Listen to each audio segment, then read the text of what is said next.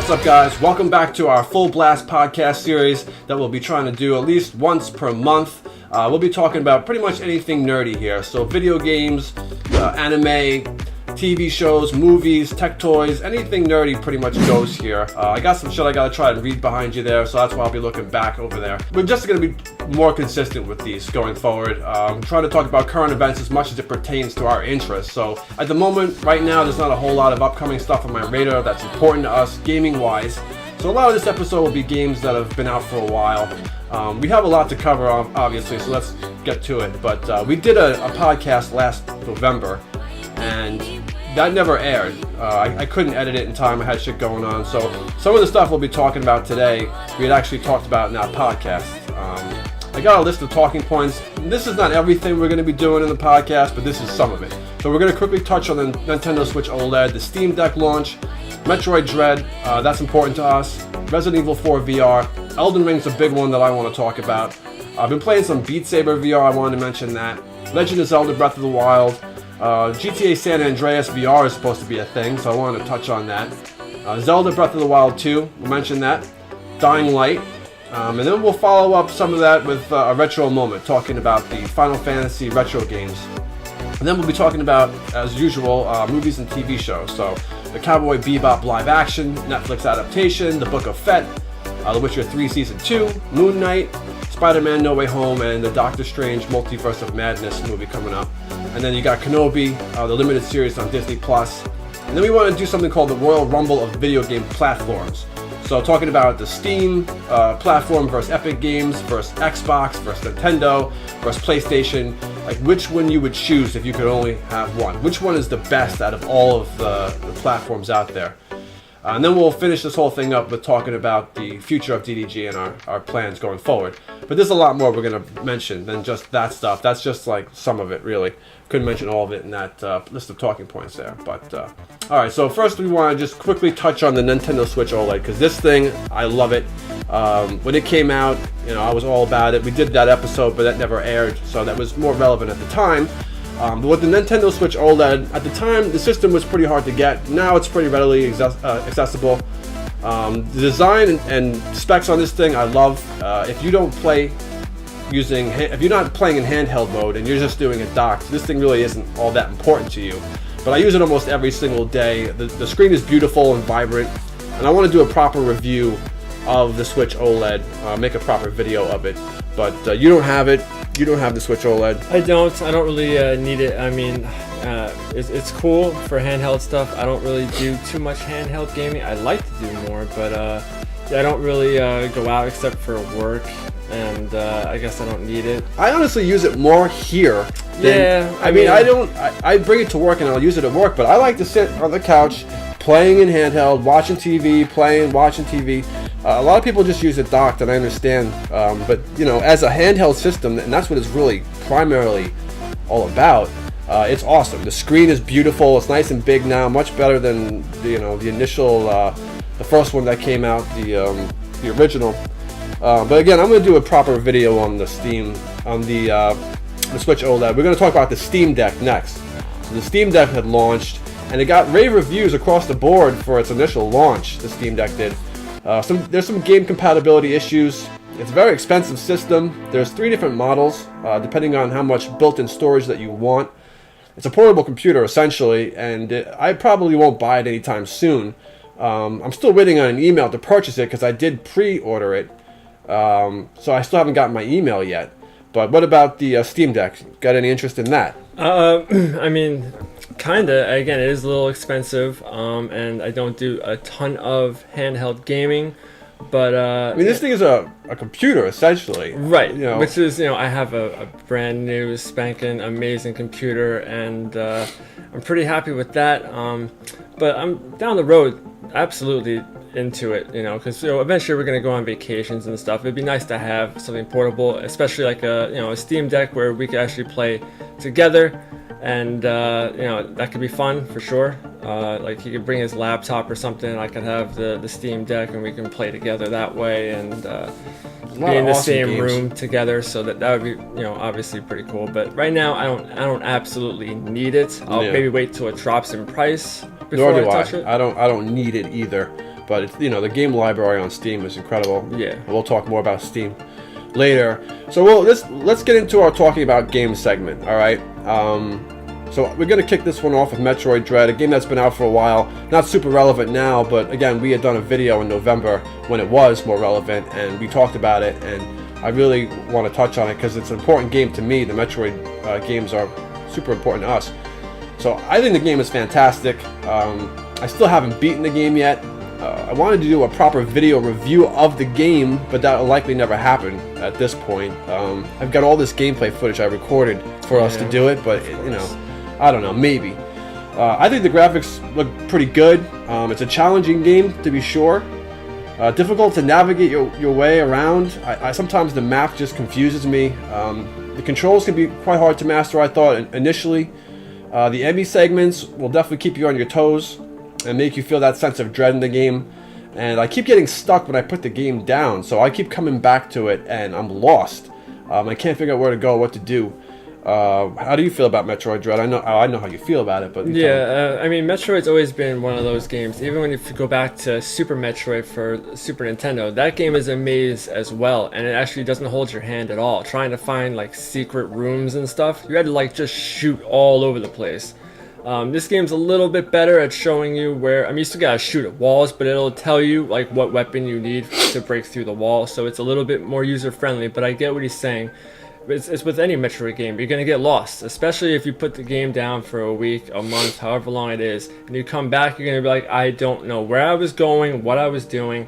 It's the same thing with even some Castlevania games. If you sometimes the map is huge and you're looking for a specific point and you don't know exactly where you're going, and then you drop the game for a little while, you come back to it, and now you're just like, I have no idea where I'm supposed to go, and you end up running around the castle trying to find this one spot, this one area that you're supposed to go.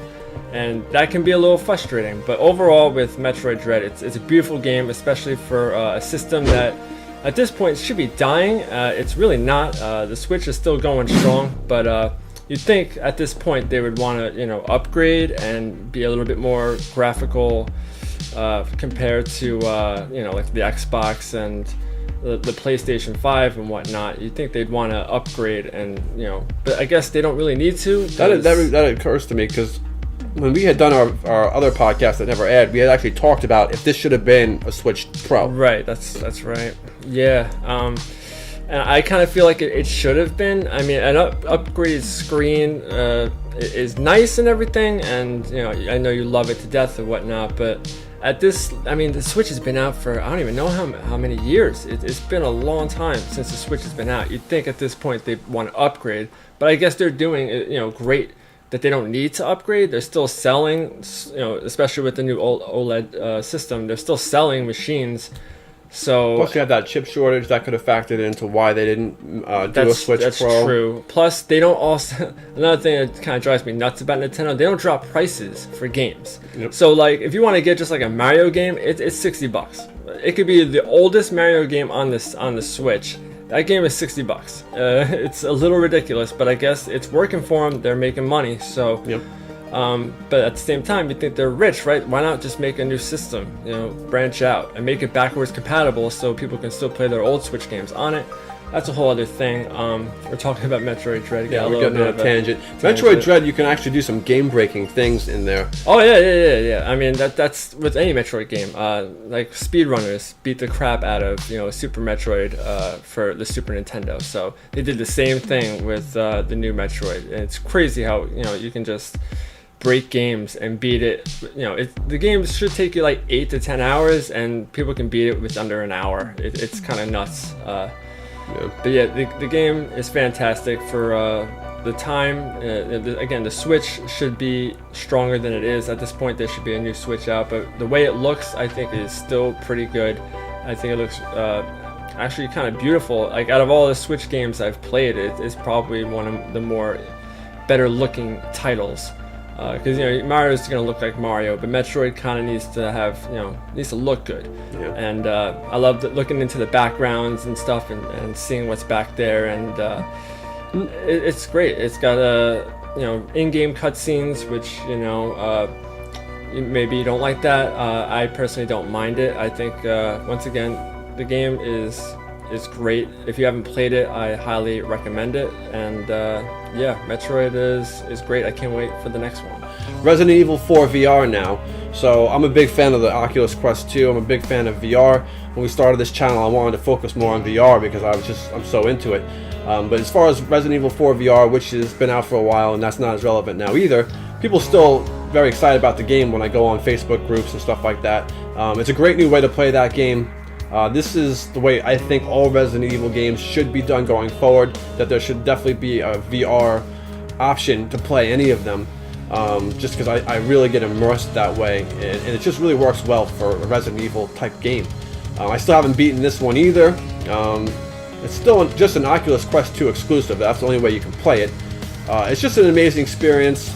I feel like you're inside a game that you played over 20 years ago on a 2D screen, and now I'm in that world. Really cool. So I've been playing that. I actually played that a few nights ago. I'm trying to work my way through it. Thoughts on...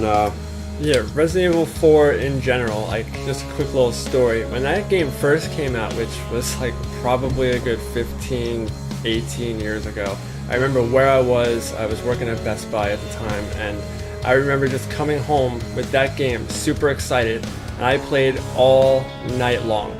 And then I had to go to work in the morning, and then I literally didn't go to sleep. I played it all night long because it was such a great game. I love Resident Evil as it is, but this game was like, it kind of blew my mind back then, and it blew a lot of people's minds. A lot of people say it's the best Resident Evil game there ever is, and I can kind of attest to that because, like I said, I played it all night long, went to work, came home. I should have went to sleep, but no, I played and beat the game in 2 days.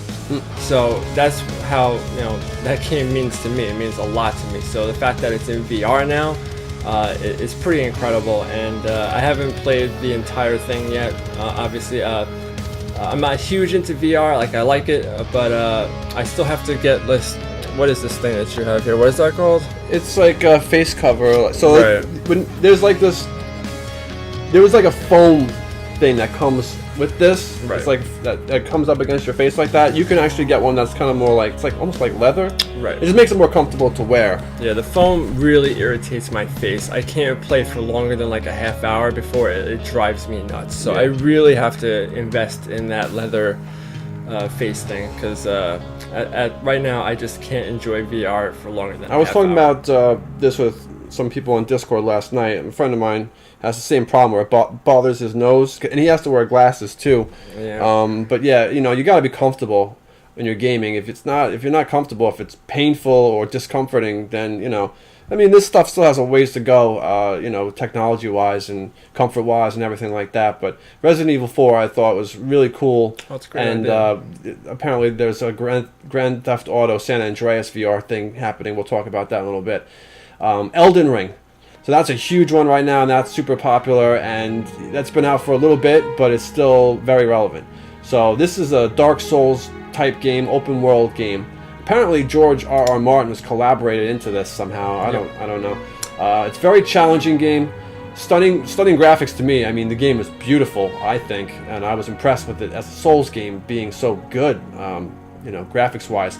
I had watched a 10-minute long trailer that absolutely hooked me into this game, and I immediately came downstairs and freaking downloaded it. It just really hooked me into this uniquely crafted world. A friend of mine had put 70 plus hours into the game and claimed he still didn't do everything. So what do you think about Elden Ring right now?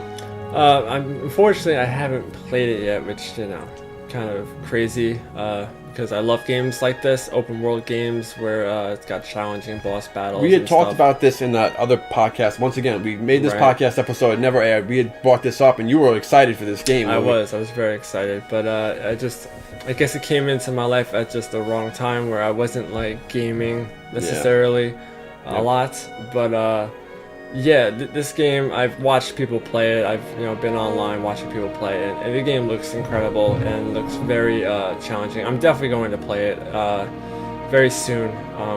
Yeah, but one thing I can definitely say is it's a gorgeous looking game, like he just said. It's pretty to look at, and they made it great the way that you can traverse the world. It's nice and easy. You got the horse, you can... right, you don't feel like you're blocked in. You can go anywhere you want. It's really a great game, especially if you have a high-end PC to run it in ultra settings. Mm-hmm. That's the way you really want to experience it. But yeah, like I said, if you have a nice PC, that's definitely the way you want to play Well, I got some other random things to talk about. First of all, continuing on, the game is simply brutal. Yes. It's going to give any gamer a hard time. This game is tough for me, and I'm no slouch. You're going to die a lot, all right? For me, it's really hard to dodge the enemy attacks for some reason. Like, the timing for each enemy that you'll fight, just the timing throws me off. So they'll start to wind up to hit you, and I just can't get the timing down. Some of them attack you quickly. They all have different moves that they do, and parrying is even more difficult. So I can almost never pull that off. There's so many in all these Souls games. You've got objects in the environment that you can break, but as usual, there's no real reason to do that. It's just for show, really. There's nothing that you can break open that reveals any important items.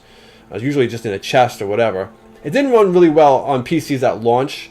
There was just some issues with like performance, and it still doesn't run perfect on my computer, which is more than capable of handling it.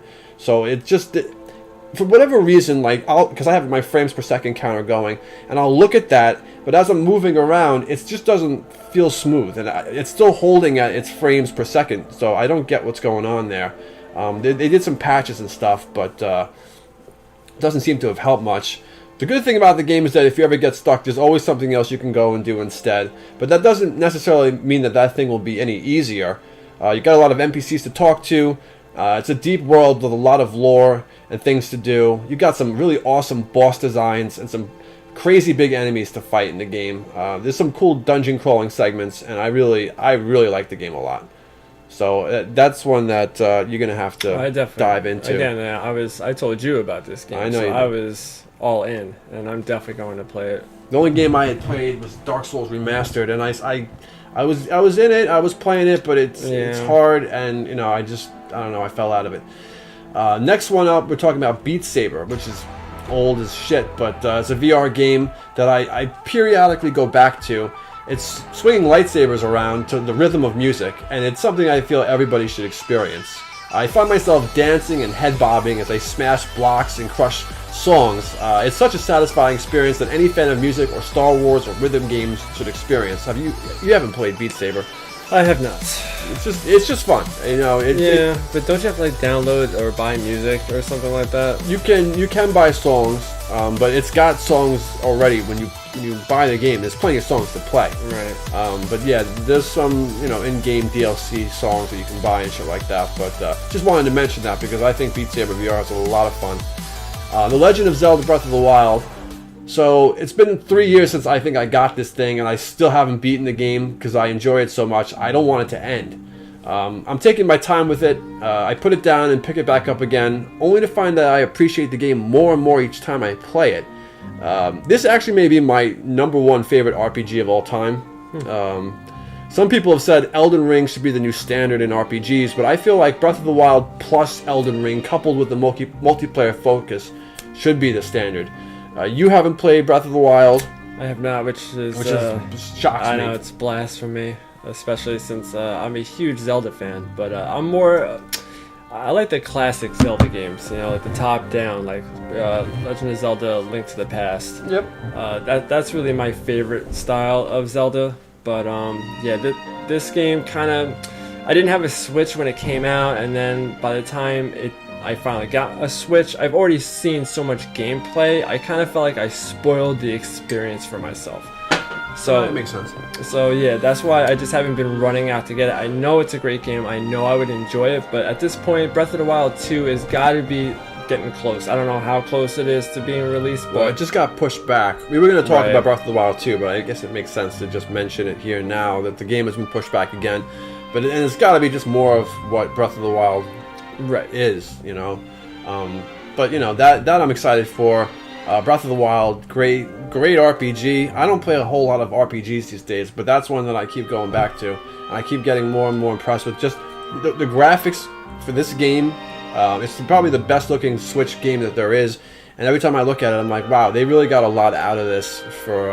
it's the cell shading that they did. It's just, because again, the system's really not that powerful. It's just how they they put layers on top of everything. So instead of just having like regular polygons just running around, they put like layers, like cell shading, to make it look smoother and look more anime, I guess, ish. Yeah. Well, it works. And it does work very well. So yeah, I just wanted to mention Breath of the Wild, which I just thought of something. I wanted to mention this and talk about this, but I keep forgetting. But now it's triggered in my mind. So, multiplayer versus single player. Let's take a quick break here. Obviously, I know what our answers are, but which one do you prefer which one do you find yourself playing more? Yeah, that's actually a tough one, because I love multiplayer games, specifically because we can play together. But with the way your job is and my job is, we don't even have time to do multiplayer. So most of the time now, I'm playing single player experiences. So yeah, that's tough. I like both, honestly. That's a question for the people watching. What do you prefer? What do you find yourself playing more of? Is it multiplayer or single player games? I find myself playing a lot more single player than multiplayer games. I mean, if I had to take a guess at how much time I've logged playing single player versus multiplayer throughout the course of my entire gaming life, it is definitely by far more single player than multiplayer. Right. I enjoy multiplayer. I enjoy competition multiplayer games. In multiplayer games, but my God, I mean, I'm a single player guy. I mean, yeah, it's kind of weird, because as a kid we were definitely single player, or like co-op, couch co-op or whatever. But as I got into like my 18 to mid 20s phase, I was all multiplayer. Yep. I was constantly. But that's when multiplayer multiplayer had just kind of come around. Right, it was a new thing for us. Right. That being able to play online with people. Yeah, because I mean, you gotta think about how old we are. We're old school gamers. Born in the 80s. We went through a period where it was just consoles. There was no internet, nothing. We actually saw the progression into, Xbox, the original system, where multiplayer became a thing. So then, yeah, we got hooked into that because it was so new and shit. But, after that period of time... Yeah, now we've kind of drifted back into single player. Definitely. Where it's gone. So yeah, multiplayer is still great. I still enjoy it. Oh, hell yeah. I just figured that'd be an interesting question to ask the audience because I'm curious, what do you play more? Is it single player or multiplayer? And, what else was I going to say? Subscribe. Subscribe to the channel. I keep forgetting to plug that at the beginning. If you're watching this video, if you're new to the channel, please subscribe. It means a lot to us. Like video and, throw us some comments. Obviously, I'd like to hear from you. So you got Dying Light 2 now. I don't know much about it. That's a zombie game? Yeah, it's a zombie game, like free running, like parkour kind of style game where you run along rooftops doing crazy stuff. And it had a little trouble with the launch, some glitchiness. I've seen some people playing and it glitched out on them. And but it's still a really cool game, especially if you like big open world spaces. If you like zombies, this is kind of the perfect game for you. And it's kind of like melee based. You don't really have. I mean, I'm sure there's guns in the game where you can shoot zombies, but it's really like melee. Like you just find anything on the ground, like a pipe, and just start bashing zombies' brains in. And all the while running along rooftops and parkouring over stuff. It's really a fun first person adventure game. So yeah, if you like zombies, you like open world, it's fun. Yeah, I'm more of a Resident Evil guy. Zombie games have not been like a big thing for me recently, except for Resident Evil. But I did see some gameplay of that. It looked pretty good. Tunic. That's another one that I don't know anything about. Right. This is something I recently found out about. And we were just talking about The Legend of Zelda. This game is essentially like a love letter to the Link to the Past, which is like that top-down adventure style game. It's pretty much like exactly what you would expect. If you played A Link to the Past, this game is right up your alley. It's pretty much the same thing, only with updated graphics. And you're playing as a fox. It's not like a humanoid character, but he wears a green tunic like Link does. So I'm guessing it's like a love letter to Zelda. And definitely check it out. I think it just recently came out. I still haven't played it yet because I just recently found out about it. But yeah, if you like Legend of Zelda, Link to the Past, this game is right up your alley. I'll be checking that out as I try to add some video to this, some gameplay of that. That's when I'll see it for the first time. All right, so those are games that are out that we've for the most part, that you could play. Right, Dying Light and Tunic is out now. Yes. Okay, so these are games that we're looking forward to or haven't played yet. So I wanted to talk about Grand Theft Auto San Andreas because that's rumored to be happening in VR. So that would be an amazing thing if that actually does happen and is done right. I'm a little disappointed that it's San Andreas, and I know everyone loves that game. Personally, not my favorite. Like, I just don't understand why they wouldn't like do GTA 5 or even like GTA 4. But you got to think about this thing. I understand graphic, capabilities and whatnot. Yeah, this is like the technology that's used in the Oculus system, because this is going to be another Oculus Quest 2 exclusive, where it's just playable on the headset. So there's only so much they can do. They couldn't do GTA 5. I've seen other people. They could downgrade the graphics a little bit, Yeah, but I think that would be a much more difficult process. Yeah. And more involved. They could probably do this a hell of a lot faster. And people love San Andreas. So, I mean, for me to play that I never played that, like, I think out of all the GTA games, that I didn't play that quite as much I'm as the others. same way, like Liberty City Stories and Vice City. Those games I love to death and played to death. But yeah, San Andreas, like, it was fun. It had a bigger open world and a lot more stuff to do, but it just didn't, I don't know, there was something about that game that I just didn't fall in love with it. Yeah. And which is why, like, I'm a little disappointed that it's for VR. Like, why not, Vice City or even, Liberty City? Again, I think it's graphics. I think it will look decent. That's what I'm saying, though, because Vice City and Liberty City came out before San Andreas, so those games are not as graphically, superior. Right, but I think this is a sweet spot, appearance-wise, where it'll look better. It's not as crazy as GTA 5, as far as the graphics. That's a big step up, I think. I don't know. We'll see. This is supposed to be definitely happening. I think I'll play the shit out of it if it does and if it's done well. But we're also going to mention now the GTA Definitive Edition failed launch, that debacle. Yeah, this is old news again. But they did the same. Oh my god. Are you talking about the GTA 5 Definitive Edition, or are you talking about the collection? The collection. Okay, because they also came out with like an upgraded GTA 5 for the new Xbox, which I've heard is not exactly an upgrade.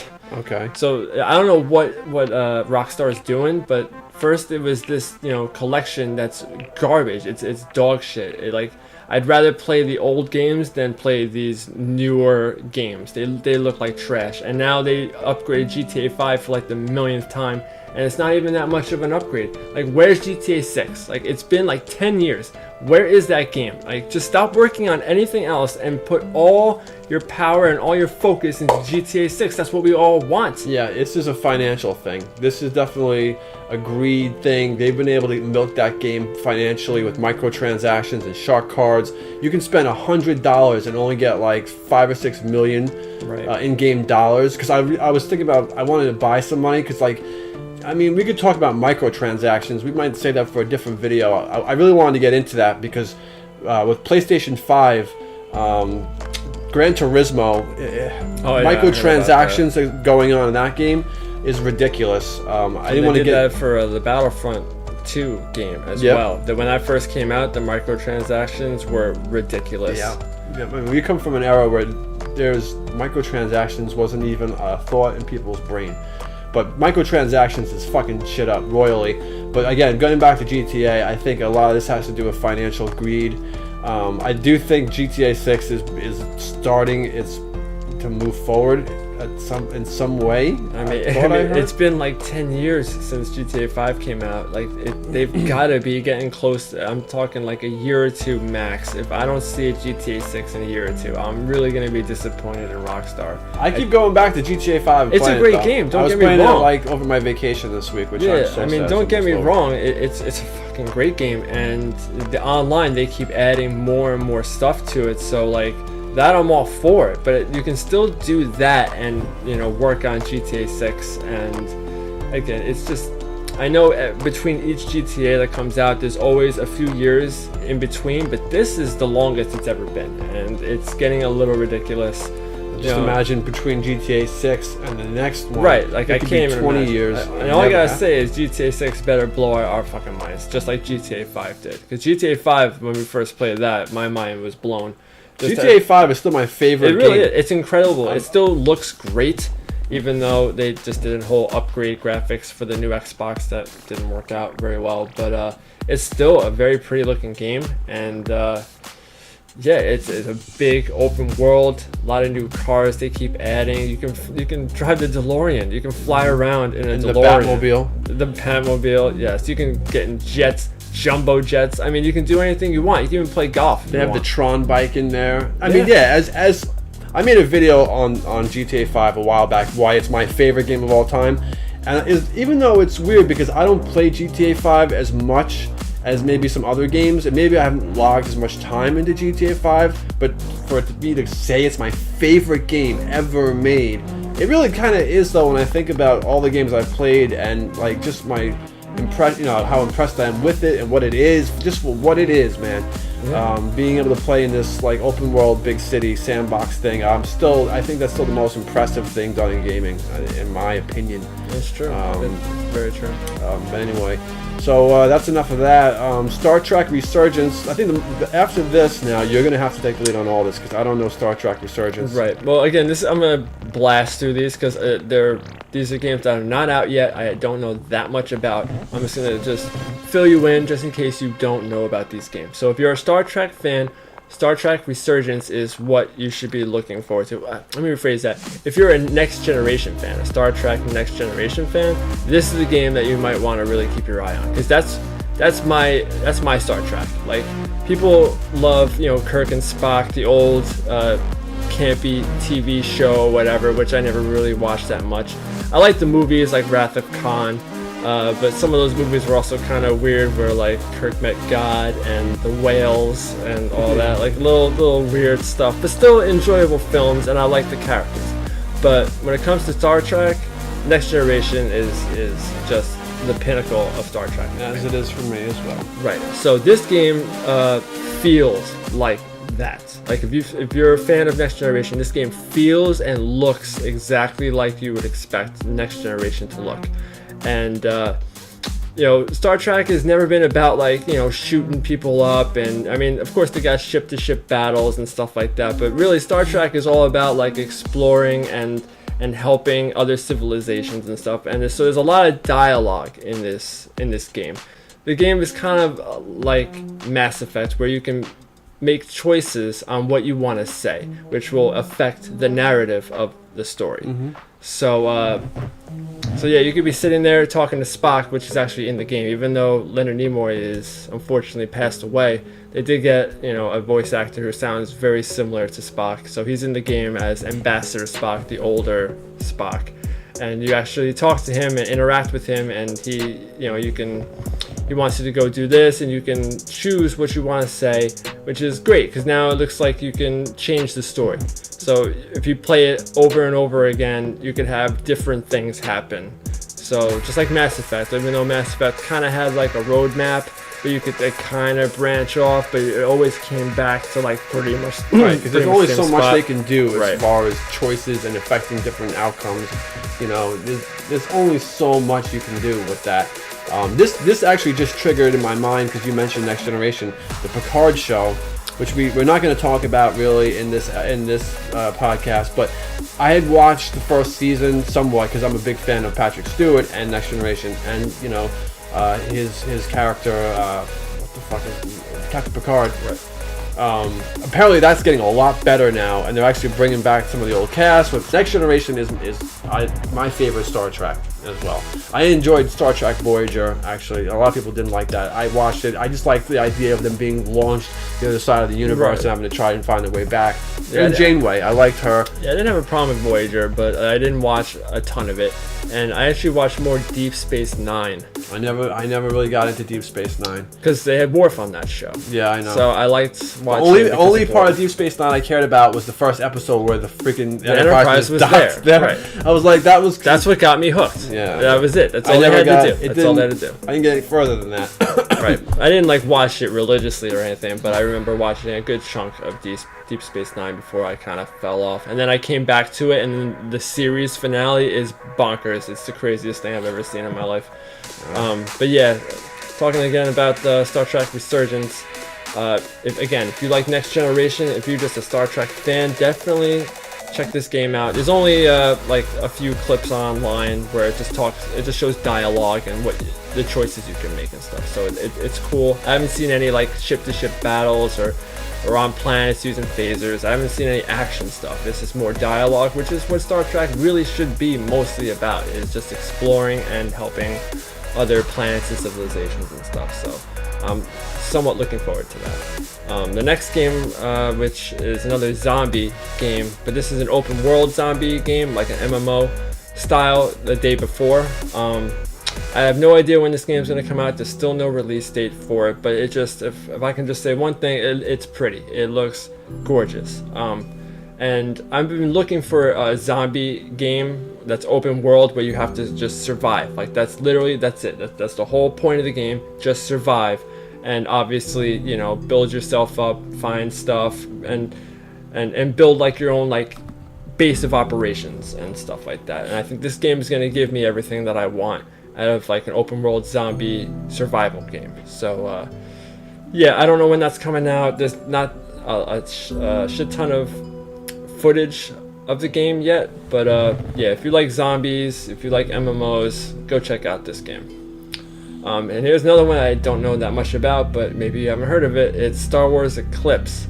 The only thing I've seen from it is just a cinematic, but the cinematic looked incredible. It looked like, at first I thought it was real. Like I was looking at it and I'm like, is this CGI or did they film this? That's how beautiful the cinematic was. Like I could not tell, at least until I got a few minutes into the video. I was like, all right, this is CGI, but this is the craziest CGI I've ever seen for a cinematic in a video game. So looks really cool, looks interesting, but again, there's not that much info on it at the moment. But yeah, go check it out. Maybe they release some more footage, because I saw this, I don't know, a few months ago with Star Wars Eclipse. I don't know if they released anything new on it recently, but it's just a game to keep an eye out on if you're into Star Wars. Here's another game that I just recently heard of. That's Ghostbusters Spirits Unleashed. Now this is what I was kind of hoping the other Ghostbusters game, Ghostbusters 3 I think it was. Well, that was supposed to be like the third movie. Right. Okay, so it's just called Ghostbusters, right? I think. Yeah, I think so. But it was essentially like the third movie because you had the whole cast there. Yeah, the whole cast, which was really cool. But I thought that, you know, it was a 4-player experience. Like that's what I thought it was, that you could play as all the Ghostbusters, but really it was a single-player experience, which was kind of a bummer, because I would have liked to play with Dave, you know, and experience the story together. But this game, if you're looking for you know, a multiplayer Ghostbusters experience, this is what you're gonna get. Essentially, it's like a passing of the torch, just like the new movie, which we haven't even seen yet. Yeah, but I've heard really good things about the new Ghostbusters movie. So one of these days we gotta watch that and talk about it, because it's right up our alley. We're huge Ghostbusters fans. I'm wearing the shirt right now. Yeah. So I mean, yeah, we're big into that, and it was, I feel like, made for us, this new movie. But yeah, this game essentially is like a passing of the torch. You're gonna have Dan Aykroyd and Ernie Hudson in the game as kind of like your mentors. I don't know if Bill Murray's going to be it. If I had to guess, he's probably not going to be in it, because he really just wanted to get away from Ghostbusters. I'm surprised he finally said yes to the new movie, but I'm glad he did, because I mean, come on, Venkman is the best. Yeah. So it'd be nice if he's in the game. If not a big deal. You still got Dan Aykroyd and Ernie Hudson, and essentially it's a multiplayer game where you create your own character and you go and bust ghosts. That sounds like fun to me, so I'm gonna keep an eye on that for sure.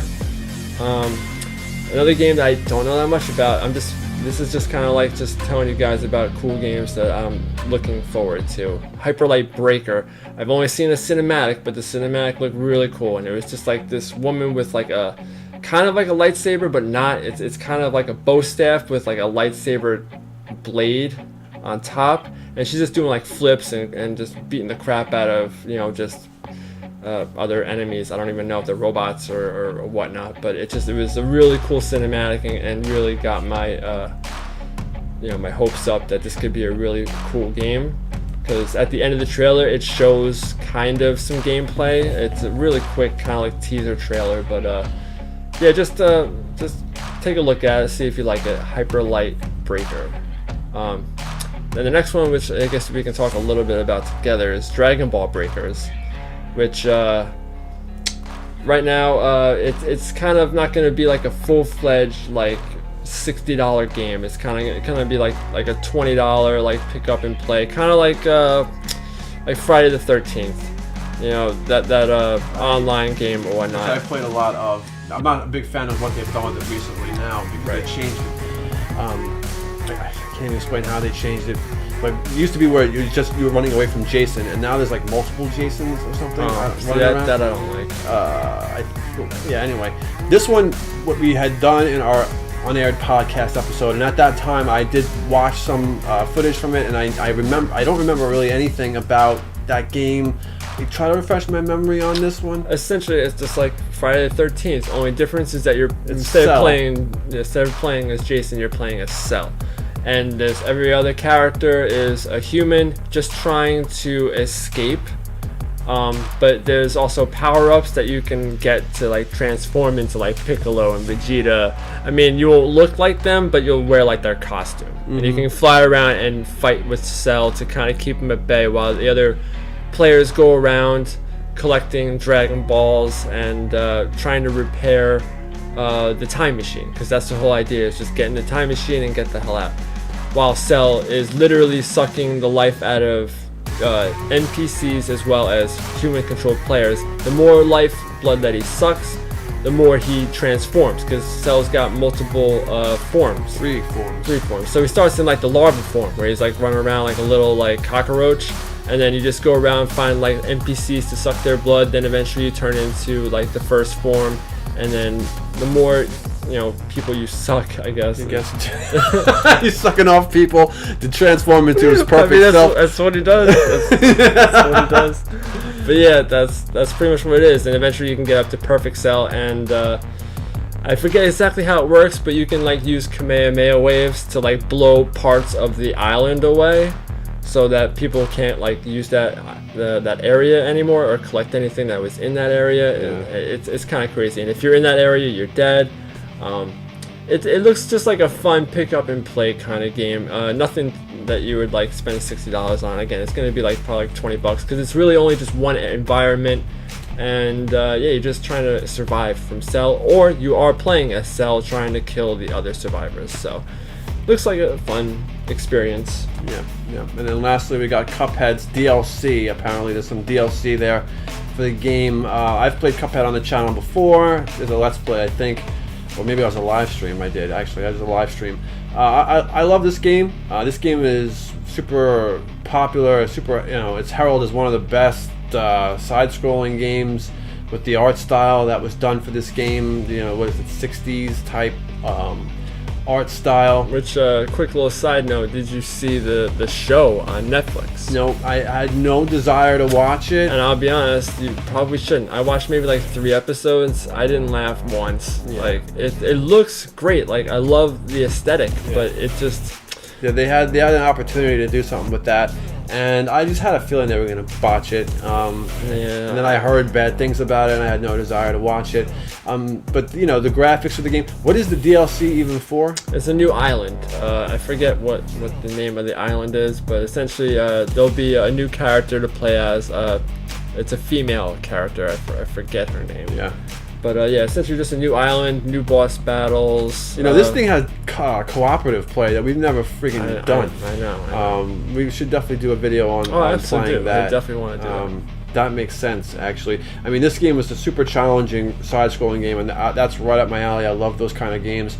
I've actually gotten most of the way through this game. I haven't picked it back up in quite a while, but I did get pretty far along. You die a lot. You have to retry and learn boss patterns over and over again, but it's doable for me. I think that you didn't play it because, I don't... Well, I wanted to play with you, because that's the kind of game where if you're just playing boss battles, that's the one thing that kind of turned me off. I know there's some side-scrolling stuff. But I thought that's what made it cool, is that they actually put an emphasis on boss fights. Made it a little bit different than your I know. I just like going through levels. That's always been kind of my favorite thing about side scrollers is the levels, and then you get to the boss. It's way heavier on the boss fights for sure. Right. But Cuphead, if you're into that, got some DLC there. I'm not sure if it's out yet or not. We're not sure. Yeah, I'm not 100% sure. But it's going to be soon, and that actually makes sense as a cooperative game for us to play on the channel. So let's have a retro moment. For those of you that made it this far, we're going to talk about the Final Fantasy games and the Pixel Remaster series on Steam. So, the old school Final Fantasy games, which to me is Final Fantasy 2 and 3, which is actually 4 and 6. I think my initial experience with Final Fantasy, if I remember correctly, when we were like really young, and I'm talking like what, 13, 14, somewhere in there, we must have gone to the video store and rented Final Fantasy 6, and that was my first time ever playing Final Fantasy, and I was immediately hooked into that game. The characters, the story that was going on, the amount of time it took to beat the game. I remember I would sit up playing this thing all night long. I'd go to school, come back, play it more. I would just spend my weekends doing it. And Final Fantasy 6, which will always be 3 to me, is, aside from 7, my favorite Final Fantasy game. And then from there, I went to 2, and I was able to, even though the graphics was a step down, and we're talking Super Nintendo graphics here, which, it actually meant something to me, though, back then, and it was a step down significant in my eyes. I still got into it, and I still loved it, and it was just it was great. It was more Final Fantasy for me to play. I tried 1, couldn't do it, way too old school, way too archaic of a game for me to ever get into, so I still don't know much about the first one, but Final Fantasy 6, I still want a proper remaster, not a remaster, a remake of that game. There's so much you could do with that world, that universe of Final Fantasy that we still have not seen. They've remade Final Fantasy 7. Never got a chance to play that. I'm a huge Final Fantasy 7 fan. We played that when that first came out. Big time fans of that story. Amazing. I mean, come on. Sephiroth and Cloud, and they're just special games. Not so much these days, what they've been doing. I played Final Fantasy X, which I liked a lot, with Blitzball. Was it Titus? I liked that one. I did enjoy that one. And then like the one with Lightning, which was Final Fantasy 13. I beat that one. I played that one a lot. Since then, haven't been playing much Final Fantasy. They got this Pixel Remaster thing on Steam, which is now like the second time that they've remastered it, or the third time. Finish off the retro. Yeah, they botched this one pretty bad, in my opinion. If you look at the new Pixel Remaster games, they look way worse than they were on the original Super Nintendo, in my opinion. And I'm sure you'll put up some images here, and you can let them decide. But personally, I think they look better on the Super Nintendo. Also, I don't know why, but for whatever reason, Square Enix already released HD remasters of this game, but only on the Sony PSP. Right. And they're HD remasters, so there's no pixels. They're like hand-drawn HD graphics for Final Fantasy 1, 2, 3, 4. For the after years, which you didn't even mention, is like this. They actually have a continuation of Final Fantasy 4.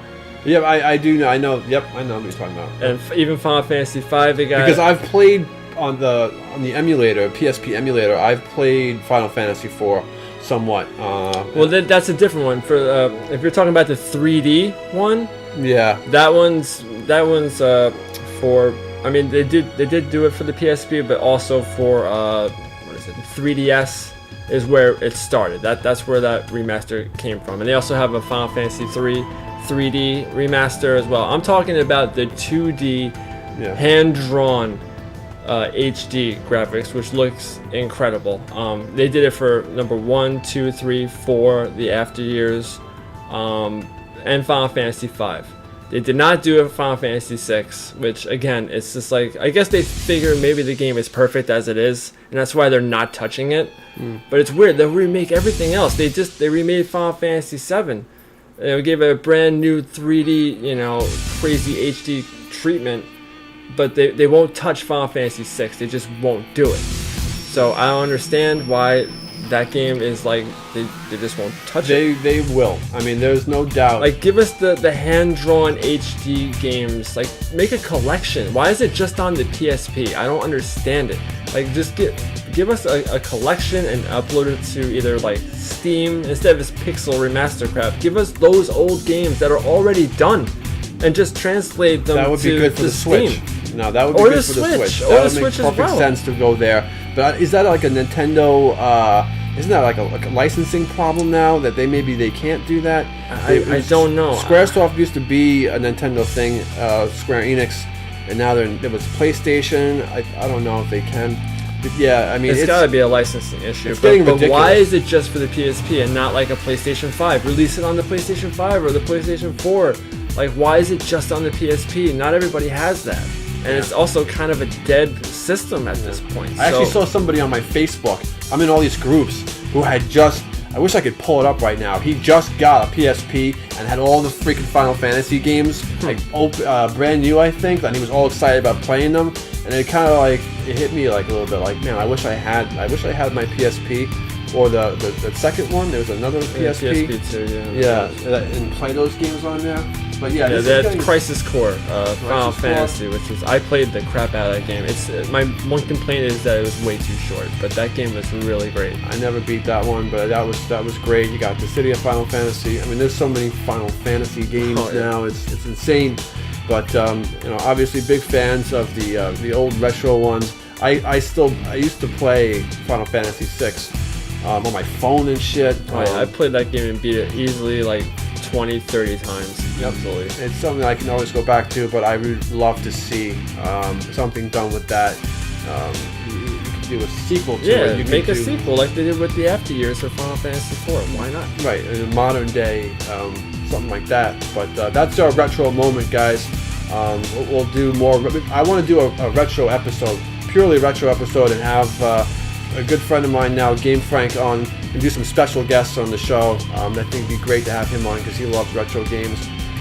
So movies and TV shows now that we've seen. So we're going to talk about Cowboy Bebop. Big fans of the anime, and we grew up watching that. It's my favorite anime. We were right there for it when it was on Toonami, right? Cartoon Network. Was it Toonami? I think that's where it started. I'm pretty sure, yeah. So I enjoyed the show. I did enjoy it. I'm gonna rewatch it. I'm starting to rewatch it already. Mustafa, why did I put Shakir? Is it Shakir? Mustafa. Yeah, his name is hard to pronounce. I think it is Mustafa Shakir. Sorry for butchering your name, man. Not that you're gonna watch this. But he does an awesome Jet Black. Oh, he's the definitely best. Nailed that character. The voice is spot on. Faye Valentine. When I saw the trailer for this show, I was like, she doesn't look the part. I don't like her as this character. Then when I watched the show, Daniela Pineda as Faye, I kind of did like her and her portrayal. She definitely did her own thing. Some people really hate what they did with Faye, making her like lesbian and foul mouth. But as I see it, as a fan of the anime, while it's not the same thing, you could have totally done that with her character. You could definitely have made her this way. You know, she wasn't like that in the anime, but I could see her being this kind of behaving like that. I can understand why people hated her portrayal of the character. And John Cho, some people love his portrayal. I know you do. I think he did a pretty damn good Spike. I think he did all right. I think there could have been somebody else that played that character and done even better. But you know, they nailed the atmosphere and the music for sure. Some of the special effects in the show were meh. But, you know, as a fan of Cowboy Bebop, I just wanted to see more Cowboy Bebop. It's a shame that they're canceling this thing before it even got off the ground. I know that it's an important show to the people who made it, and they really did a good, they tried hard in doing a good job. It worked for me. It worked for him. Man, the social media aspect to this thing and the love-hate for it, it pisses me off. I'm sorry. It just really fucking pisses me off. You can't win with the show is the problem, because some people complain it's not enough like the anime, and some people complain it's too much like the anime. Like, what do you want? Like, this was a hard one. They're trying to give us fan service as well as giving us interesting news stories as well. Like, I some think- of the episodes are like beat for beat remakes almost of the anime, and then you have episodes that are like, you know, not even close to the anime. They're trying to blend both. They're trying to appease to people who love the show and newcomers, and people that want to see something different. I mean, my only real complaint with the show is just the season finale. Yeah. Like, what they did, I mean, I don't know. Yeah, I'm not a fan of I'm not really a big fan of the way it ended. Yeah, I mean, spoiler alert, I don't know if you guys care at this point that the show's been out for a while, but the way they end the show... Radical Ed comes in at the very last second. Well, I'm not even talking about that. Back it up just a little bit. When Spike and Vicious are fighting in the clock tower, And Julia... then Julia is the one that shoots Spike out the window. Right, but which that- is not how it happened in the anime. Right, but she was never there. They try to do something different. I mean, why would you want to watch the live adaptation of the show, which follows the anime exactly, but now you're just seeing it in real life, like real... I don't mind that they try to do like a different ending and change things, because I don't want to see the exact same thing. I want to see like a rehashing of the show in a different way. But I think this show is doomed before it even started, because what you're dealing with here is something that is really important to people and their nostalgia and their history. There was no pleasing everybody, and there was no way you were going to please everybody. And But it's you, expensive. It was a really expensive show to make. That's why they had to can it. yeah. But anyway, we had to mention that because we're big fans of the show, the anime, and I do like the Netflix adaptation. Yeah, it was good. It wasn't perfect, but I'd give it a solid 7.5 out of 10. The I anime think was it a one decent. and done, and the Netflix show is a one and done. So, you know, maybe that makes sense in the end. So the Book of Fett. This is a true Star Wars in every sense of the word, just like Mandalorian was. Dave Filoni and Jon Favreau, they truly understand the universe and the lore that is Star Wars.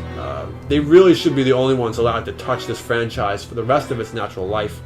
There's a lot of hidden Easter eggs in the show. Some people are upset about this, but Mando gets his own episode, and Yeah, it really felt kind of like this season isn't called the Book of Boba Fett. It's Mandalorian season 2.5. yeah, kind of. I guess, but there was more, by far more Book of Fett, like more Boba Fett in this show. He just had his own episode, which I like that because I missed the character, Of and course. they did. I think they did a pretty good job with his episode, and I liked the end of the season with the, you know, Battle. yeah, the Mos final Eisley. battle with the Rancor and shit. Man, the Rancor was fucking nasty, dude. The way he screams and, you know, throwing around the scorpion and shit like that. I mean, damn. I thought it was good. Not perfect. No, not at all. perfect. I thought it was a good show. But I really liked the show. And I gotta mention Luke Skywalker's deep fake, the deep fake face. I think that is so good. I think that is almost flawless. The way they did his face, I was almost in tears. Like, I haven't seen the old Luke in a new show or movie in how many years? I mean, how long has it been since Return of the Jedi? I felt like, I don't know, it just hit me so hard, like seeing him. Like, it was like he's really there. Yeah, so you unfortunately got spoiled at the end of Mandalorian season 2 when Luke shows up or whatever. You said you got spoiled that scene. Yes, I knew about it before. When that scene, I was in tears, man. Yeah. I was literally, I went through like the 5 stages of grief when Luke shows up. Because first you see the X-Wing, and it's just like, no. That's the first thought in my brain. No, you're not doing this. You're not doing this. And then next you see like grainy black and white footage of a lightsaber and the cloak that it's like, and I'm tearing up as I'm saying this now. I'm just like, no, you're not doing this. And then you see the green lightsaber come in and you just start like losing your shit. Like there's no way that it's him. And just they did it so perfectly that I was like literally bawling by the time they got to the hallway scene and Luke's just fucking everything up. And even when you finally see him and it's like the uncanny valley Luke face, I didn't even care. At that point, I was just like, that's fucking Luke Skywalker. Like, I can't believe they did that. Yeah. And it was the best moment of like my entire life, just seeing that. Yeah. I mean, the deep fake on him was terrible in the end of the Mandalorian season. Yeah. But I didn't him care. coming in, I mean, I'm so upset that it got spoiled for me. You Yeah, know? because again, if you saw it the way I did and a lot of people did, you'd be fucking crying your face off, man. There was no way. Like, you would have went through the same thing. Yeah. You saw that X-Wing, you're just like, nah.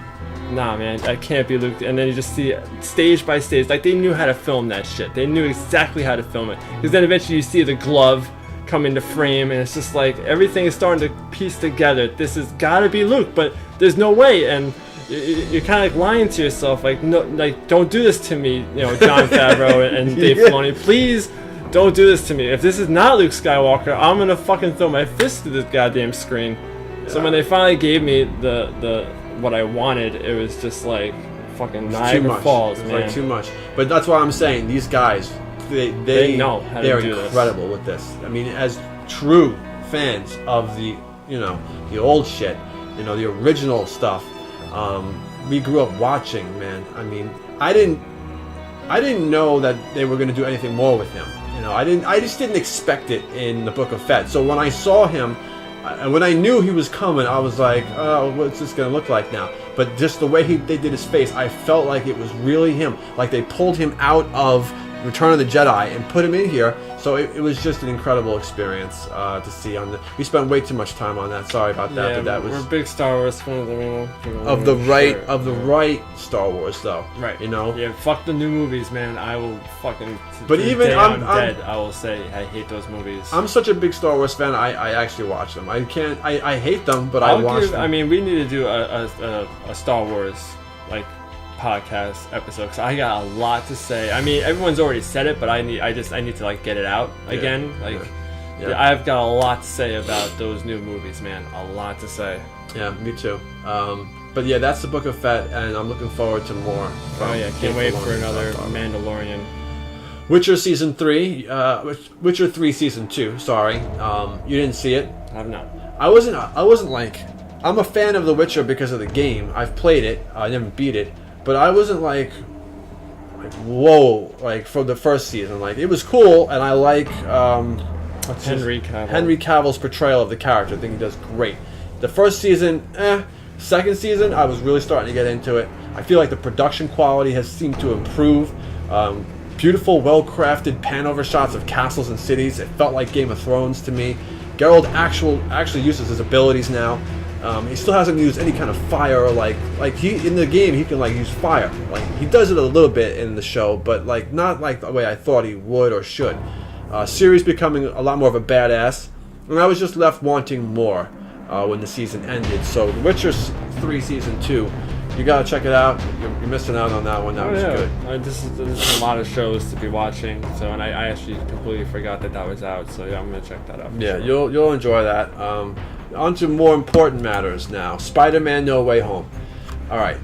Late to the party on this one, but yeah, we gotta talk about it. Yeah, I gotta talk about it. Sorry, more podcasts will happen and will be more relevant as things go forward. But in my opinion, the Marvel Cinematic Universe will never be matched or outdone.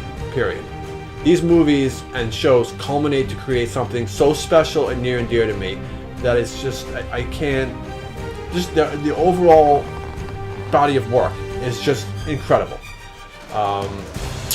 Every time I think that the movie I'm watching is the definitive top bar to be set, another one comes along and just blows my mind even more. And Spider-Man was that experience for me. All three Spider-Men, Tobey Maguire, Andrew Garfield, and Tom Holland, all in the same movie. That was special. It really was. I mean, this movie to me, I mean, you can poke, plot holes. Like the biggest plot hole of the movie is the fact that the spell that Peter Parker wants Doctor Strange to do really only happened because they didn't talk enough. Like they didn't go over the plan, because literally he's in the middle of doing the spell and Peter's like, oh wait, I don't want like Aunt May to forget. Oh wait, I don't want Ned to forget. Oh, I don't want the Avengers to forget. And he has to constantly keep changing the spell. If they literally just would have had a conversation and like wrote down everything that Peter wanted, that whole spell could have been undone and done in one shot, and everything would have been fine. But I don't care. We got that. We need some way to make this movie happen, and I don't care how it happens as long as we get 3 Spider-Man at the end, and that's what we got with this movie. Yep, their chemistry together was amazing. Oh, it's incredible. You could argue that how they enter, was you could have done that differently. I kind of liked how that. I'm just saying online, people were like, oh, it was kind of weak the way that they kind of come into the movie. The way they're. Well, Toby was a little weak. He kind of. I don't like the fact that he comes in not wearing his outfit. Right. You know? He should have come in. They all three should have. Well, Andrew and Toby should have come in wearing their outfit. But it was kind of funny how he was wearing it underneath. Right. You know, the way they did that. But you know, great chemistry between these guys. Yeah, it was. This movie to me, again, there's a lot of plot holes, a lot of things you can nitpick, but for me, this was a perfect movie. Like, I just loved everything about it. I was invested the entire time. The action was great. The jokes landed, especially when he got to the 3 Spider-Men. Yeah, this movie did everything for me, everything that I wanted, and by far my favorite Spider-Man movie to date. And it's going to be incredibly difficult to top it. Yeah, but I won't be surprised if they figure out a way. Yeah, these Marvel guys, Kevin Feige, they know what they're doing, man. Oh yeah, I mean they don't always, you know, kill it like Right. the Eternals movie. I don't want to get into. I thought that movie was okay. No. A lot of people give that movie crap. No. I thought it was all right. Fucking terrible. It was fucking terrible. Yeah. I didn't even finish it, dude. I had to stop watching it. I hated it. I hated that movie. I thought it was all right. Well, it's rare that we disagree. I don't agree on that one. But anyway, for Spider-Man, in the trailers before the movie started, we saw Morbius, and I thought I was like, oh shit, this is gonna be awesome. Not the case. Yeah, I mean, we haven't seen the movie, but like I've already heard bad reviews, so I decided to just let myself be spoiled. I'm hoping the critics are just being their stupid selves. And Everyone's talking shit about this movie. Oh, that's right. It's already out now, so people have actually seen it, and yeah. Because they did the bait and switch. Like, all the trailers, there's so much stuff in the trailers that is not actually in the movie. Like, they took out any, like, Spider-Man references. They took out Vulture and stuck him in a post-credit scene, which is another ridiculous thing. Like, I'm sorry if I'm spoiling this for you, but you guys don't want to really see this movie. I'm telling you, you don't want to see it. But at the end, apparently, Vulture from the MCU, after Doctor Strange does his spell, gets teleported to the Morbius universe, which that's not even how the spell works. Like, the Vulture lives in the MCU. Like, that's where he started, that's where he lived. Like, why is he getting teleported to another universe? Like, I get, you know, Toby and Andrew getting teleported because they live in other universes as well as the other villains. But why is Vulture getting teleported when he's been in the MCU from the beginning? And he even says, like, oh, I hope there's better food in this prison. Like, and then they don't even have any record of him. Like, he doesn't even exist in this universe, and that's why he gets let out of jail. The whole thing is stupid. Like, it makes no sense. And they had, like, in the trailer, Dr. Morbius was talking like Venom for a second. Yeah. That's not even in the movie. That was at the end of the Spider-Man movie, wasn't it? No, at the end of the Spider-Man movie, that was actual Venom getting. Oh yeah. Was in the MCU for a brief That's second. right. But yeah. Anyway, you know, this was supposed to be a darker movie. This is that's another thing. This should have been R-rated. Like, all you hear whenever he like slashes at people, you hear the sound of like blood curdling, but no blood, nothing. So and a lot of like scenes that he'll like attack and then they'll just cut away. Like, they got to get this right because they got to get Deadpool in here. That's now. what I'm saying. Like, this has got to be done. That's why Marvel knows what they're doing because they're gonna release Deadpool 3 as rated R. Like, why is this such a hard concept for Sony to understand? Like, some movies need to be rated R. They think because it's all about money. They feel that if it's art, you're not going to get enough people in there. Right. You're not going to make enough money. But look at That's Deadpool. Look at Deadpool, man. Those movies sold tremendous money, man. They probably think that if it wasn't R, they would have sold even more. I don't know. The Sony people, man, they don't know how to make Marvel movies, and now they're since they think they're like in the MCU kinda, like they're just ruining shit. Like, now they took Vulture away from the MCU. Like, why? I love Michael Keaton, man, and now he's in this other universe. Like, what are you doing? Like, I don't get it. Well, let's move on to Moon Knight. Let's go. So Moon Knight just came out. There's 2 episodes now, and for me, it's nice seeing a superhero, a new superhero character's origin story that I'm not familiar with. I didn't think I would like this show based on the trailers that I saw, but I was really digging the first 2 episodes. It has this dark, gritty, unique feel to it, and I'm totally like feeling the Egyptian vibes. I like Egypt, and I like that shit. So Moon Knight is this character with DID, so multiple personality disorder, who goes back and forth between Stephen Grant and Mark Spector. So Steven is this quirky, lighthearted character who's a little bit clumsy and foolish, serving as like the comedy really, while Spectre is this badass mercenary who died and was reincarnated into the body of Stephen Grant through the moon god Khonshu. So essentially Mark takes over Steven's body and begins ruining his life as he serves Khonshu in quest to kill wrongdoers who deserve to die for what they've done. Yeah, I mean the character's pretty cool. I kind of like the way he looks, but not at the same time. I don't know. It's the white eyes are cool. I think it might just be too much white in the outfit. I don't know. And the fact that he pulls off his moons as like these tiny little weapons. Yeah. I mean, I'm not a huge fan of the weapons either, but like I think it's cool because ancient Egypt. You got mummies. Like he's got like the whole mummy thing going. It's got like this feel to it that's just different. Right. Like I was really enjoying that the first episode, especially like whenever he was when Steven was in like a bad situation, it would like flash, and then all of a sudden he'd have like a bunch of like, dead guys around him because he turned into Mark Spector, but we don't get to see that part. Yeah. I was really digging all that stuff. I thought it was really well done. The villain, what the hell is it? Kevin Bacon, right? I think that's the villain, right? Is it Kevin Bacon? I think it is, right? No, it's not. It's the other guy. Yeah, I do the same thing. It's Ethan Hawke. I confuse them. I said the same thing, dude. I'm like, is that Kevin Bacon? That's not Kevin Bacon. It's Ethan Hawke. But she does a pretty great job, man. He's a pretty imposing villain. Yeah. And I also liked how when Steven finally gets to use the Moon Knight suit,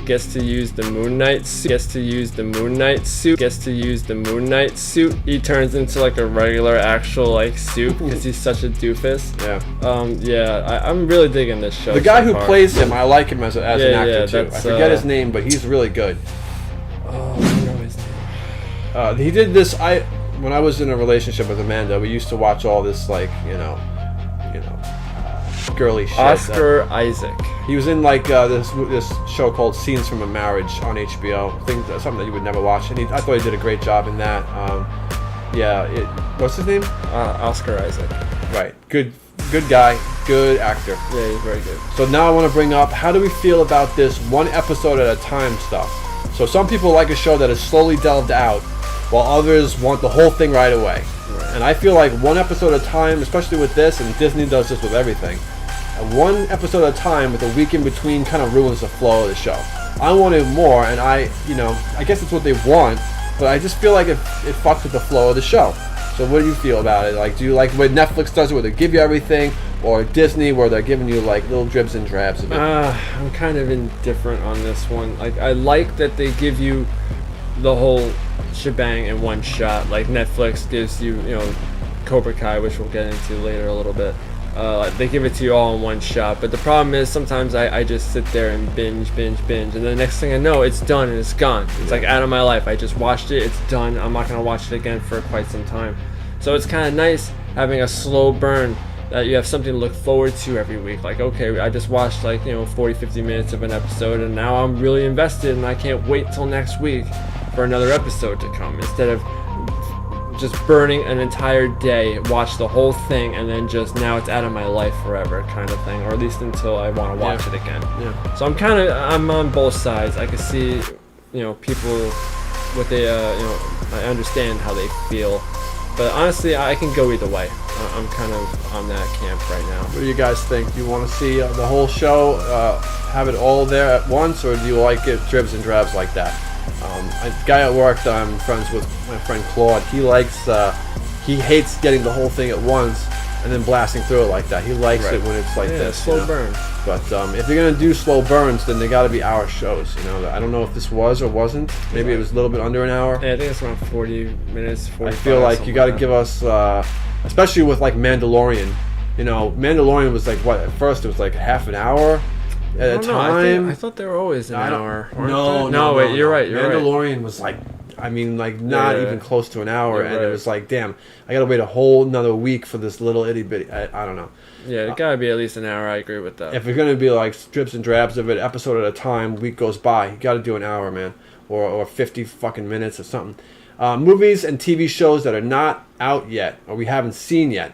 So a big one coming up: Doctor Strange and the Multiverse of Madness. It looks good enough to rival the Spiderman No Way Home movie, and directly follows the movie. It's dark, gritty, and intense, You got Wanda Maximoff finally going full Scarlet Witch, it seems, and we finally get to see her after WandaVision. So I think Tom Cruise is in the movie as Superior Iron Man or somebody. Possibly. Patrick Stewart is definitely in it as Professor X. 100%. There was a shot in the trailer where I couldn't tell if I saw Captain Marvel battling Wanda or if that was Superior Iron Man. No, that's Captain Marvel, but not Carol Danvers. It's the other lady, which I can't remember her name. No. It's her friend, the black. Oh yeah, who was in WandaVision, wasn't she? That's the daughter. We're talking Carol Danvers' friend. I think her name is Monica Rambeau. Oh yeah. What? But why does she have abilities? Well, because it's an alternate universe. So instead of Carol getting the powers, her friend got the powers. Which leads into the what if evil Doctor Strange is now in the movie, right? Because and what if zombie Doctor Strange as well? Okay. Well, it looks amazing. Marvel is hammering us with the nostalgia feels, and I absolutely love Benedict Cumberbatch. Benedict Cumberbatch.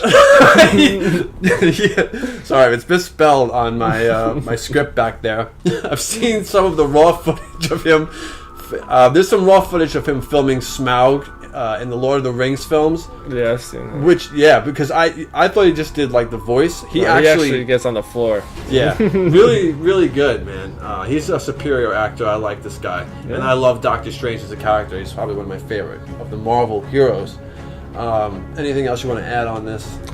I mean, there's rumors that what's his face?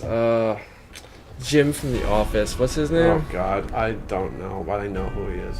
I can't remember his name right now. But apparently he might be a version of Mr. Fantastic on the council, because like that's the whole thing where you see Professor X. Yeah. It's like a multiverse Illuminati council where Doctor Strange is arrested and taken to.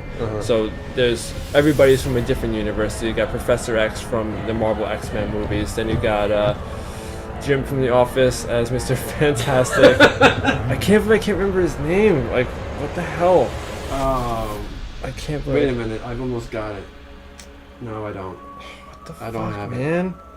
I can't believe I can't Well, remember his name. it doesn't matter. I know, but like I know his fucking name, and it's just like it's kind of frustrating. Whatever. So he might be playing Mr. Fantastic, a variant, because that's what people wanted online. Everyone's talking about like how they want him to be Mr. Fantastic. So he might be a variant. And obviously Tom Cruise was rumored to be the first Iron Man. Yeah. Like he was supposed to be that. So maybe they're gonna bring that back. Well, he's definitely in it. Well, I've heard that he is. All right, I have not heard that, but I think it was confirmed that he is. But I'd like to see that for sure. I think he'd make a decent looking people Iron freaking Man. hate this guy. I know everyone hates Tom Cruise. I don't like mind him as an actor. Right. As a person, different story. But like some of his movies. I mean, ever since Top Gun. Oh yeah, you know, which I'm another a fan. thing. We didn't even bring that up. The new Top Gun movie. Yep, I've yep. heard nothing but good things about this. Right, I cannot wait to see This it. has been, but it's been delayed again. I know. So- That movie should have came out 2 years ago, man. The COVID situation fucked it up. Yeah, we could keep going on Doctor Strange. Yes. We gotta try and blast through now. Obi-Wan Kenobi, the limited series. Well, I'm so ready for this show, man. yeah, the trailer was awesome. It's got over 15 million views, so you know the show is highly anticipated. You've got the Grand Inquisitor, which I guess he was in a game. No, he was. The Inquisitors were in. Like, I finally got around to watching Clone Wars? No, it's Rebels. Rebels. Which I saw. I watched Rebels, all of it, and I didn't remember that. Yeah, there were a bunch of Inquisitors. Yeah, that was important actually for Mandalorian, for you to watch that, for the Dark Saber and all that. Also, what's his face from Clone Wars? The bounty hunter from the Boba Fett show. The alien guy, the cowboy. Oh What's the yes. guy? Fuck, I can't remember his name. Cod Bane. That's it. Yep. Yeah, He was in that. There's those. The Clone Wars and Rebels are as important as anything to understanding a lot of these characters. Right. Which again, Cod Bane, I've seen all of Clone Wars, I've seen all of Rebels, and at first I wasn't like I didn't know where he came from. I'm like, I know Cod Bane, but I don't know why I know him. But again, you watched like Clone Wars like years ago, and then it's hard to remember all this shit. Right. So anyway, you got the Grand Inquisitor there. Palps is in it apparently. I know Darth Vader and Hayden Christensen which I have written there. Thank you for jumping into that. It just popped in my brain. I was like, oh yeah, because I think he's gonna actually like. Hopefully, we'll get some flashbacks of Obi-Wan and Anakin doing some stuff, and hopefully, we'll get to see, which I think we will, Hayden Christensen in the Darth Vader costume, but maybe he gets his helmet knocked off so we can actually like see his face. I'm sure. I'm guessing if he's in it, it's got to be some flashbacks. And I would love this. Oh, how awesome would it be if we had Obi-Wan, Anakin, and Ahsoka live action in a scene? Oh man, I think that's happening because I saw some footage. Oh God, what was it for Ahsoka's spin-off show? There's so much going on. I know, but I think that's gonna happen. There's no way they wouldn't put her in there. That has to happen. It's gonna happen. So you got Darth Vader being reprised by Hayden Christensen, which is awesome.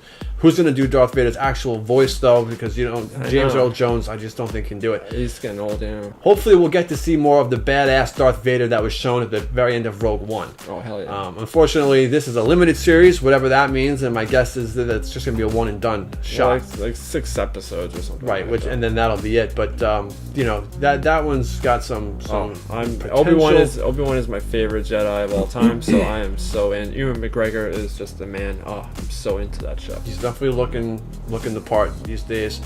All right, so we're into our Steam versus Epic Games versus Xbox Game Pass versus Nintendo eShop versus PlayStation Online Royal Rumble. Which of these platforms is the absolute best place for a gamer's needs if they could only choose one? So my vote is Steam, right? And we're talking everything that platform offers. So Steam has the Steamdeck now and the Valve Index VR headset, right? And a massive game library. Which also has Xbox games as well, like Halo Infinite or whatever, right, is also on Steam. Right, so like you're a gamer and you're trying to make a decision, I can only do one, which one's the one to go with? As pretty, hardcore gamers here, we gotta suggest the Steam library. It caters to so many different things. I mean, sure, your Xbox Game Pass has got a lot to offer. PlayStation's got some exclusives. Great. They've got the VR headset and the PSVR 2's coming out. And Nintendo is just Nintendo, which is they're incredible. If I had to do a second runner-up, Nintendo, I would say but I'm a big fan of Nintendo and their exclusives, So I'm curious what you guys think. What would you go with? If you can only pick one, what is it? What are you going to go with there? Anything else you want to add for this Battle Royale? Steam is the obvious choice. They've been around forever. I have to say, Epic Games is not terrible. They're growing on me. At first, they were terrible. Like trying to navigate their site and trying to learn about games. Because on Steam, you can go scroll down and see what people think of the game and stuff. With Epic Games, they didn't have any of that, but now they at least have some kind of review system in place. They're getting better. Plus, Epic Games has free games that they offer every week. Steam is the way to go. Yeah, Epic Games. I think it was Pretty Guardian who told me when you download that or when you download games they sneak shit in bloatware or some I don't know. She said something to me that turned me off to using it, and that's been around for a while. They've been doing free games for a while. There was a whole bunch of free games that I missed, like the Batman games and shit like that. But you've also got. Is it Epic Games that has the Final Fantasy VII remake? Right. That's another thing. Which a lot of people hate Epic Games is because they have actual exclusives. They actually bought the rights away from Steam. So Final Fantasy VII remake is only available on PlayStation and now Epic Games. You can't get it on Steam because Epic Games bought that exclusive. Yeah. In fact, oh man, we totally forgot about it. There's another Final Fantasy game that just came out. I can't remember the name of it. There's a brand new Final Fantasy game which is on Epic Games as well. It just came out, brand new. Can't remember if it's Final Fantasy 15 or 16. I don't even know. I can't remember. I don't think it is. I think it's a spin-off game. But yeah. Yeah. Okay. Well. Okay. We're going to say Steam is the way to go if you can only choose one, at least. Right. Interesting discussion. So DDG Season 4, new format. We're at the end here, guys. Thanks for keeping up, watching this far along, subscribing, all that good stuff. So we had debated, we went through a period where we debated rebranding. Our decision has been to obviously keep DDG moving forward. The brand stays as it is. For us, consistency is really going to be a key thing if we're going to keep doing this. We're going to try and pump out content more regularly this time around. So you can expect at least 2 videos per month at a minimum, mostly including podcasts, but it could be a little bit more. But you're definitely going to get a podcast per month, which is going to be so much work for me to try and edit the way I like to edit it. But it looks good that way. And not a lot of people do podcasts that way. A lot of people just talk and you just watch them talk, and it's nice to put like clips in. I gotta have the clips. I gotta have some music going. Just have to. I think it makes it more interesting. Although a lot of people, just based on our first one, I think they didn't even watch it. They just let it play and listen. Well, a lot of people do that with podcasts, but that's the thing, that's why a lot of people don't put like clips in. But I'm sure there's people that. But this is also for gaming news, so like it's important to like watch along because I'm going to show shit. Exactly. If we're talking about a game you've never heard of, it'd be nice to show some footage from that game. Right. You'd be like, hey, that looks cool. Let me go check it out. The channel is a large in part you liking us as who we are, and the gamers that we are. That's a big part to this. So we're gonna try and be a little bit more personable. Yeah, I mean, this is still. I mean, I'm not gonna lie. Like we've been doing this for a long time, but I'm still nervous every time I get in front of the camera. I can't help it. I'm hoping to eventually get past this and break through and start doing live streams. Well, so am I. I mean, we had to reshoot the intro a few times because we botched it. Even the one you're actually going to see, we wasn't super smooth. Little hiccups here and there, but as the podcast went on, I'm starting to feel more. Oh yeah, you loosen up, almost immediately. So a solid format is now in place. You know what you're going to get here. So Dan and I have precise focus that you'll come to expect and enjoy from both of us. Season 4, I can't believe we're on to Season 4 now. It's our make or break season, really. We're going to put full focus and dedication into it, and by the end, if we're not happy with the state of things, this will probably mark the end of DDG. Our time is important to us, and if we do not feel fulfilled here, there's no reason to continue. I enjoy making videos, him not as much as I do, but... It's just the editing, but I think I have some ways around to make the editing a little bit easier for me, a little less painless. Yeah. So, but I need him because there's a lot of things that he does that I can't do that I need him for. So. Intro, which I hope you like. It takes me a long time, like the intros and stuff. Like I do a lot of that work. Yeah, because he does keyframing and all kinds of shit that is actual like work that I don't really do. So still like to learn about. But it takes a long time. Like that's why it's been a while. It's like usually we upload videos like in the beginning of like February and stuff. Between just personal issues.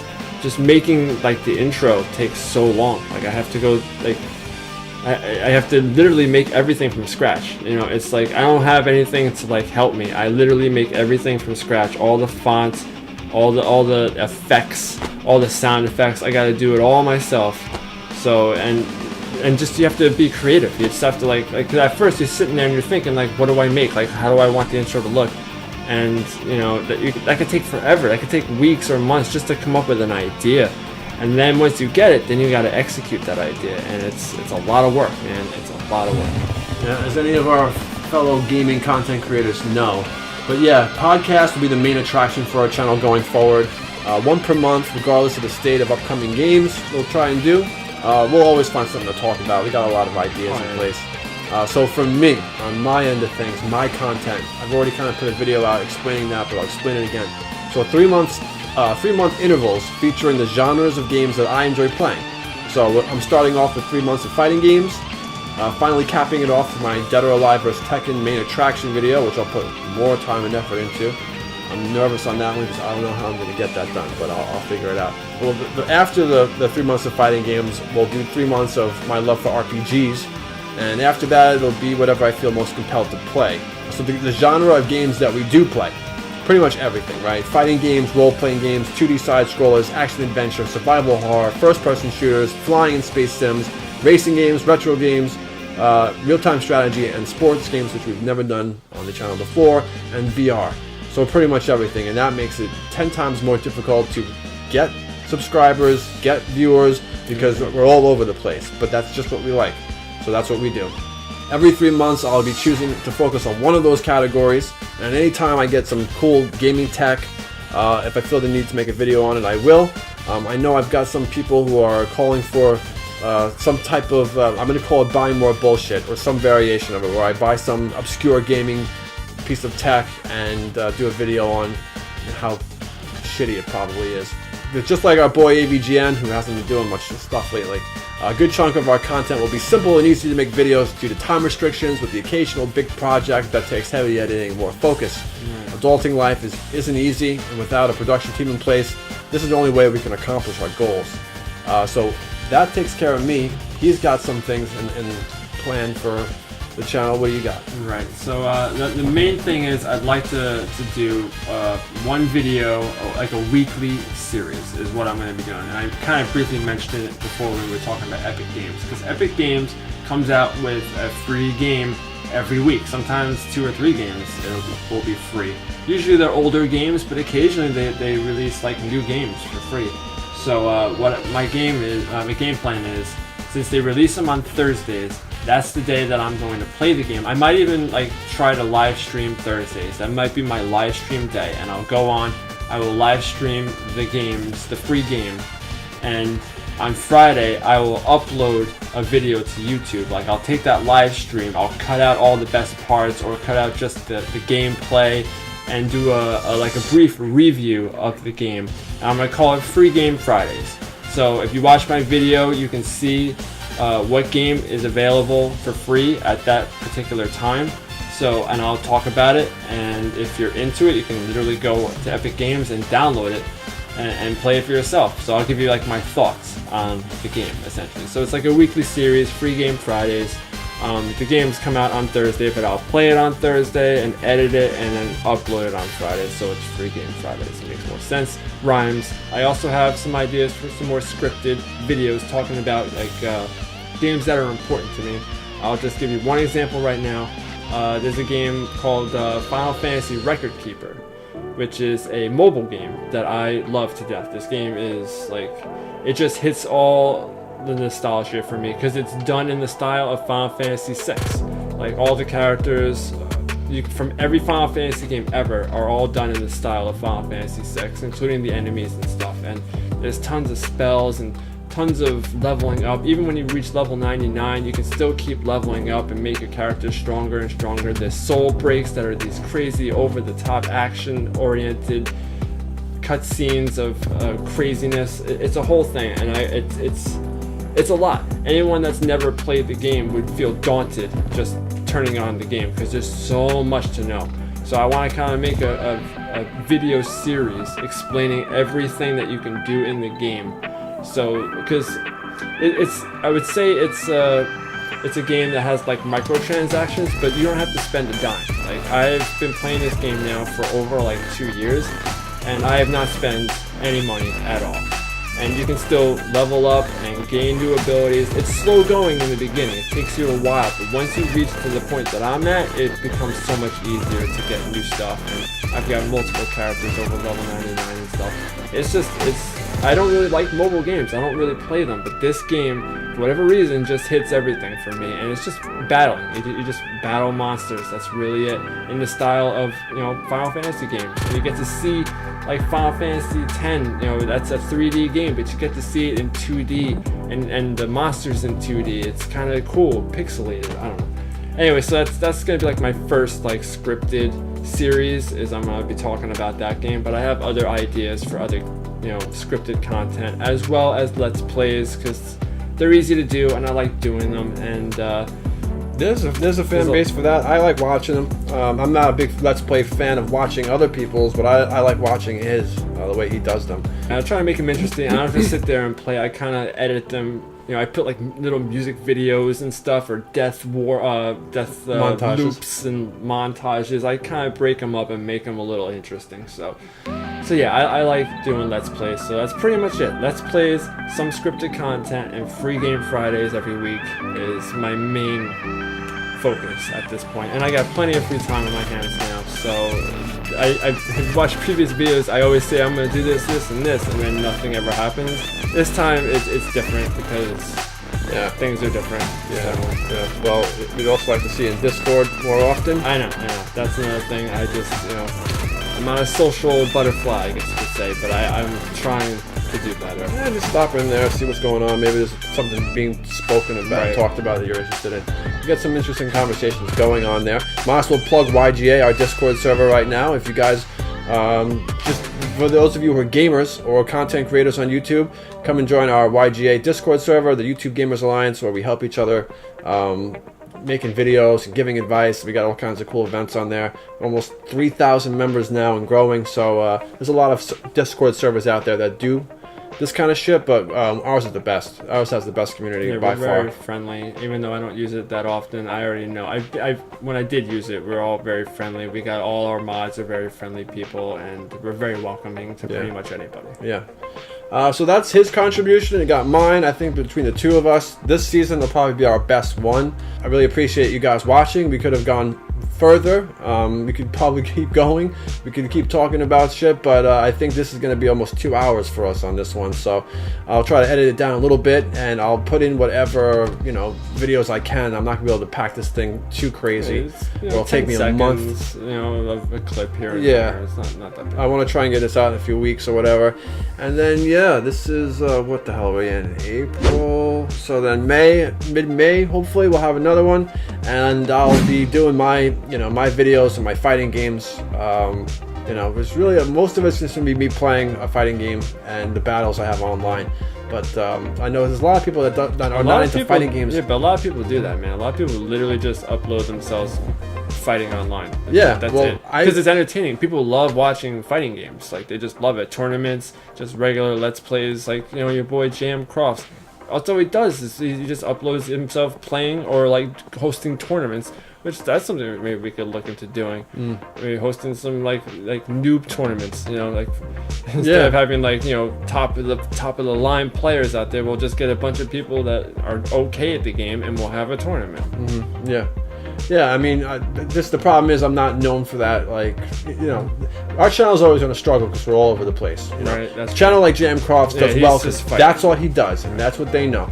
But I play more than just fighting games. Anyway, guys, thanks so much for watching this one. Hope you made it all the way to the end. If you did, please like and subscribe and leave some comments on some of the things we talked about. We'd love to hear from you. And we'll be back soon, guys, with more videos, more games to play on Double Dragon Gaming. Peace out. Later, guys.